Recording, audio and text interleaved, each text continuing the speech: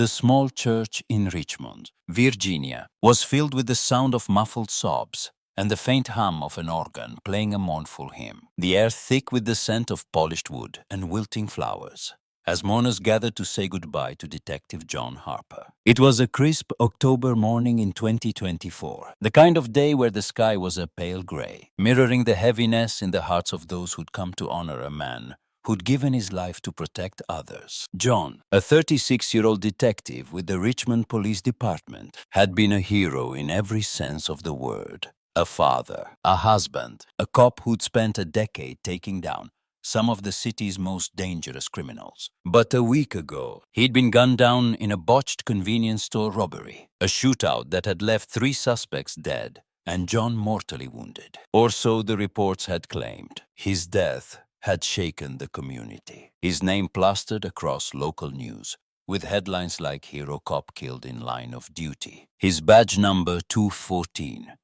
etched into the memories of a city that mourned him. At the front of the church, beside a closed mahogany casket draped with an American flag, stood John's family, his widow, Sarah, a 34-year-old school teacher with dark circles under her eyes, her face pale with grief. His younger brother, Mark, a 32-year-old mechanic whose hands shook as he adjusted his tie. And John's 4-year-old son, Tommy, a small boy with his father's bright blue eyes and a mop of sandy hair, clinging to his mother's hand, his face streaked with tears. The service had been a blur of eulogies. Fellow officers recounting John's bravery, Sarah's voice breaking as she spoke of his love for their son, the mayor presenting a posthumous Medal of Valor.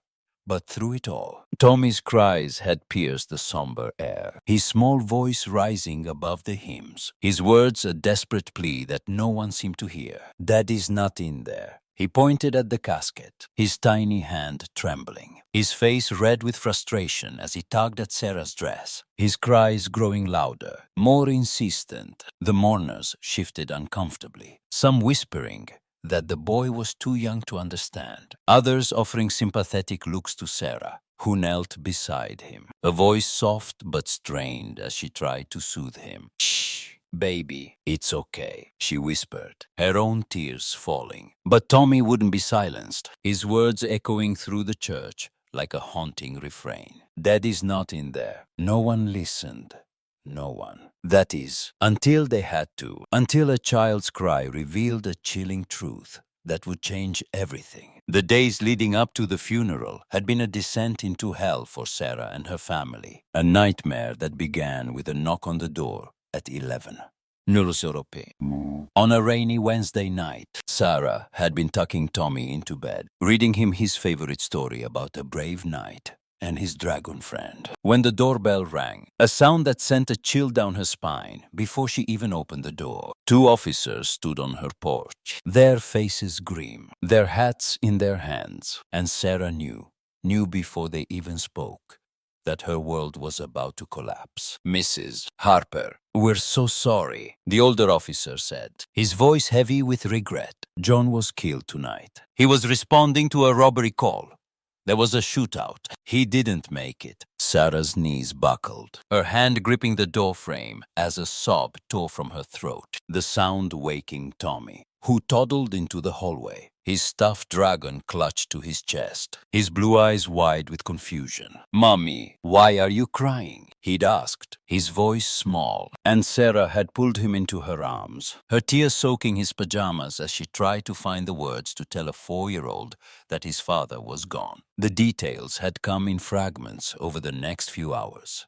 John had been on patrol, a rare night shift to cover for a sick colleague, when the call came in about a robbery at the 7-Eleven on Broad Street. 3 armed suspects, high on meth, had opened fire when John and his partner arrived. A hail of bullets that had left the suspects dead, John's partner wounded, and John himself hit 3 times in the chest and head. His body pronounced dead at the scene by paramedics, who'd worked desperately to save him. The coroner's office had taken over from there, the chaos of the night leading to a rushed identification process. John's badge, his wallet, the description from his partner, all pointing to him as the fallen officer. His body, or what they believed to be his body, had been sent to the morgue, the paperwork stamped, the death certificate issued, and the funeral arranged in a whirlwind of grief and protocol. Sarah had been too shattered to question the process, too consumed by the task of planning a funeral, of comforting Tommy, of holding herself together for the sake of the little boy who'd lost his hero. The department had handled everything.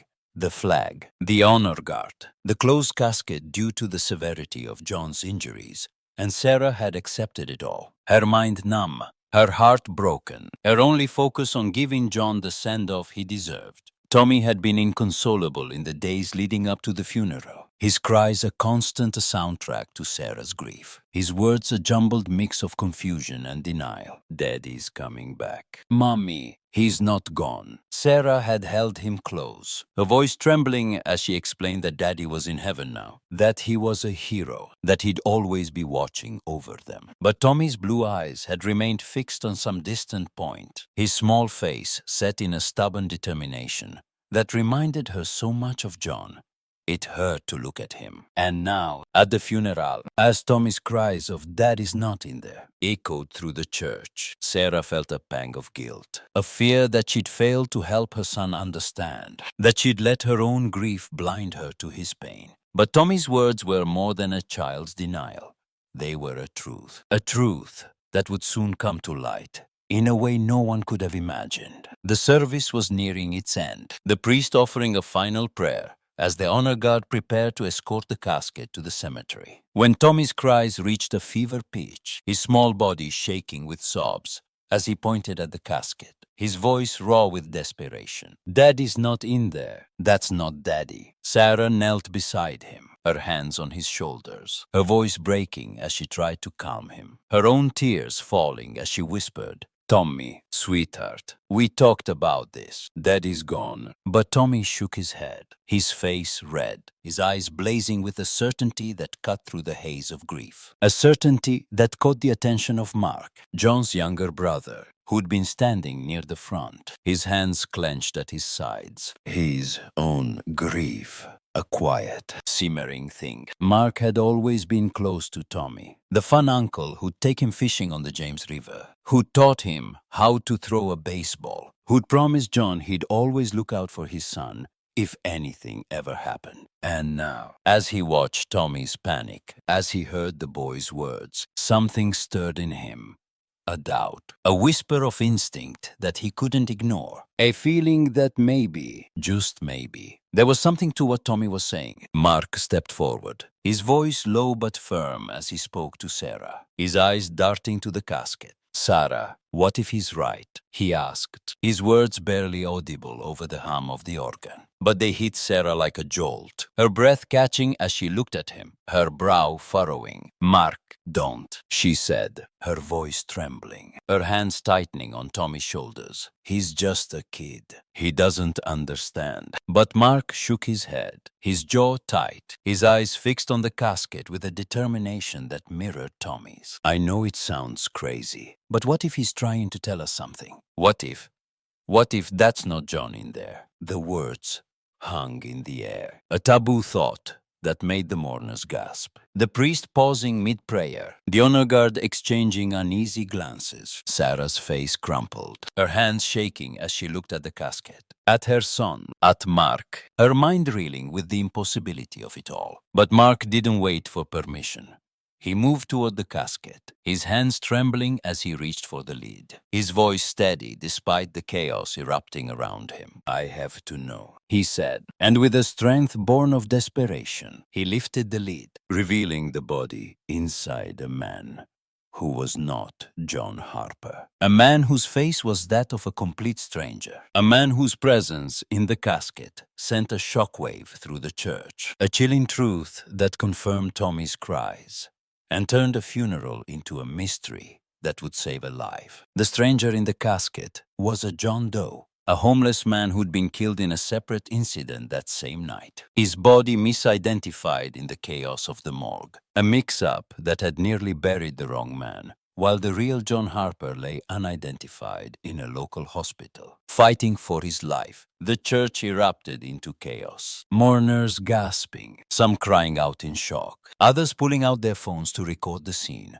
As Mark stood frozen, his hands still on the casket lid, his face pale as he stared at the stranger inside. Sarah stumbled forward, her hands pressed to her mouth, her eyes wide with a mix of horror and hope as she looked at the body. Then at Tommy, who'd stopped crying, his small face set in a quiet certainty as he whispered, "See, Mommy, that's not Daddy." The honor guard moved to secure the area, their training kicking in despite the surrealness of the moment, while the priest tried to restore order, his voice trembling as he called for calm. Mark turned to Sarah, his voice urgent, his hands shaking as he spoke. "If this isn't John, then where is he?" he asked, his words a lifeline that pulled Sarah out of her shock, her mind racing as she realized what this meant. John might still be alive, might still be out there, might still need them. She grabbed her phone, her fingers fumbling as she dialed the Richmond Police Department, her voice shaking as she spoke to the captain. John's boss, who'd been sitting in the back row, his face ashen as he watched the scene unfold. "We need to find John," Sarah said, her voice raw, her heart pounding with a hope she hadn't dared to feel since that awful night. The captain sprang into action, ordering a search of local hospitals, morgues, anywhere John's body might have been taken, while Mark called the coroner's office, demanding answers about the mix-up that had led to this moment. It didn't take long to find the truth. John Harper was alive, lying in a coma at St. Mary's Hospital, just 3 miles from the church, his body misidentified as a John Doe after the shootout, his badge and wallet stolen by one of the suspects, his face too swollen from injuries to be recognized by the overworked ER staff. He'd been shot twice, not 3 times as reported. The third bullet grazing his head and causing a severe concussion, not a fatal wound. The hospital had assumed he was a transient, a victim of the city's rising violence, and had placed him in the ICU under a generic identifier, his chart buried under a pile of paperwork as he fought for his life, alone, while his family mourned a man who wasn't dead. Sarah and Mark raced to St. Mary's, Tommy in Sarah's arms, his small hands clinging to her as they burst into the ICU, their hearts in their throats as they saw John alive, breathing, his chest rising and falling with the help of a ventilator, his face bruised but unmistakably him. Sarah fell to her knees beside his bed, her sobs a mix of relief and joy as she took his hand, her voice trembling as she whispered, "We found you. John, we found you." Tommy climbed onto the bed, his small body curling against his father's side, his voice soft but certain as he said, "I knew you weren't in there, Daddy." John's recovery was a long road, weeks in the ICU, months of physical therapy to regain his strength, his speech, his memory.